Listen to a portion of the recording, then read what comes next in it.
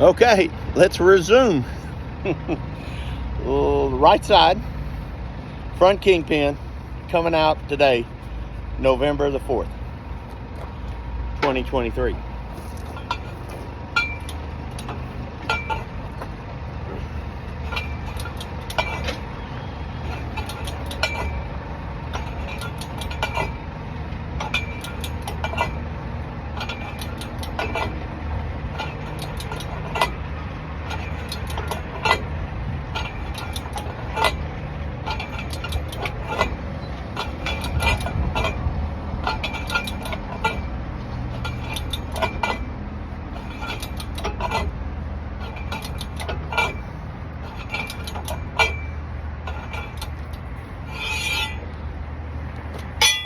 Let's see where we're at now.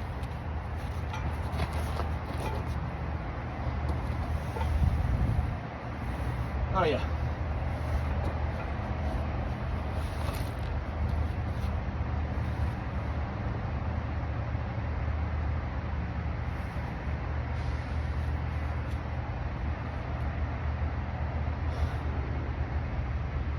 I believe it'll fall out, but I'm gonna crank a few more times just to get that lip down a little bit more. Then I can take it loose. Boop, she'll fall out. Let's just crank a little bit more for safety.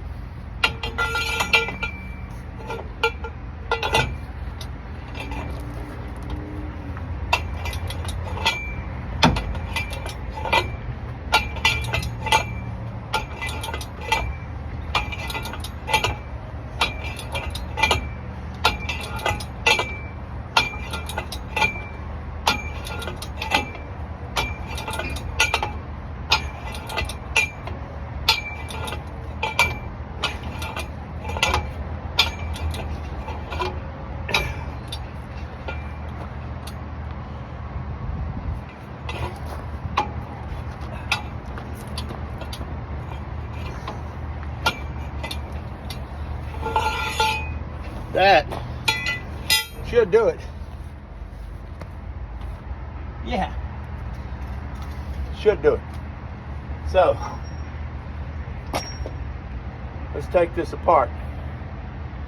If it goes like I think it will go, when I undo these nuts on the top and bottom of this large 3/4 inch rod. Now mainly, most time I double this up like that, but because of some of the spacing of the hub spindle, rather, and some of the tie rod ends, couldn't do it. So let's see what I can do to loosen this thing. Just a little slack. Oh yeah, pressure's off on this side.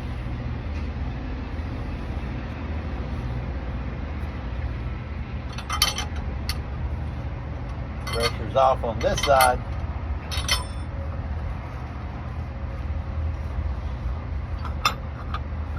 Look at that.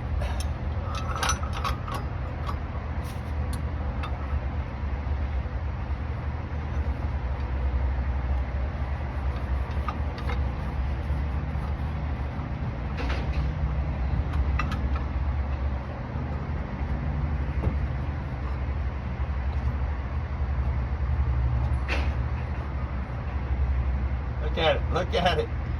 See all the oil coming down in the bottom? I had saturated it, and it's coming down. If I can get the rest of this out of the way, it'll fall. She's ready to go. Completely out.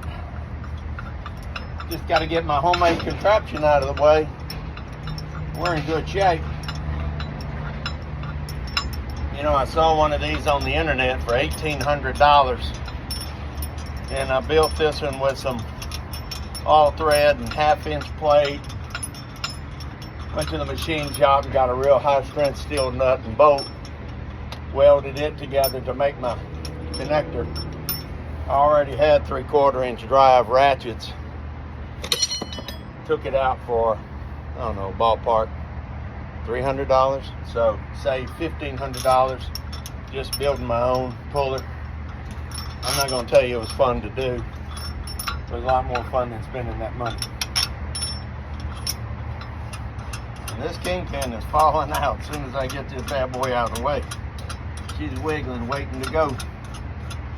And I had put plenty of PB Blaster in there to, even though it's brand new and just frozen in place, I put PB Blaster and some anti-seize through the top of it, and it carried all the way down to the bottom of it, and it dripped out the bottom, which is good because that meant it was saving everything as it was coming apart. So we're gonna take this left. It warped my bottom plate. My bottom cup that I made got a little crooked, and it caused a little problem. But hey, in an hour,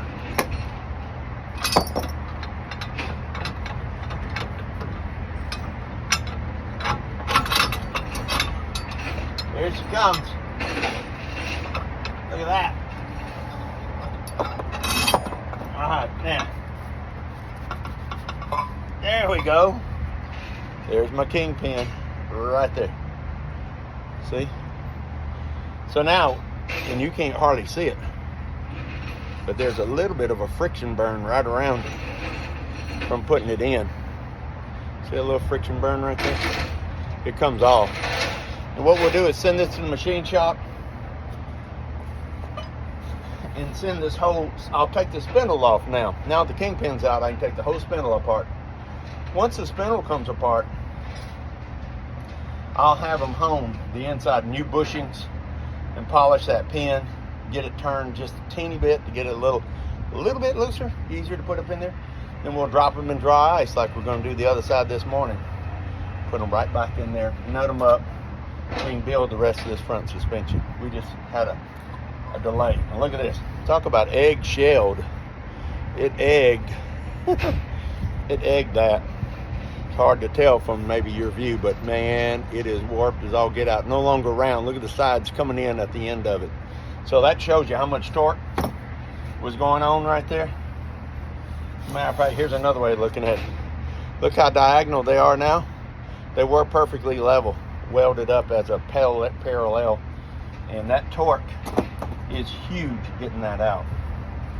Mind you, I had used 22 tons to push it up in there. I had to come back out with 22 and a half to get it out. Otherwise, we're not going anywhere. So, what a tug of war.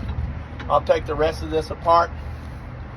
You guys don't need to watch this. This is pretty mundane. But anyway, in a minute, we'll come back on when I'm pulling the spindle.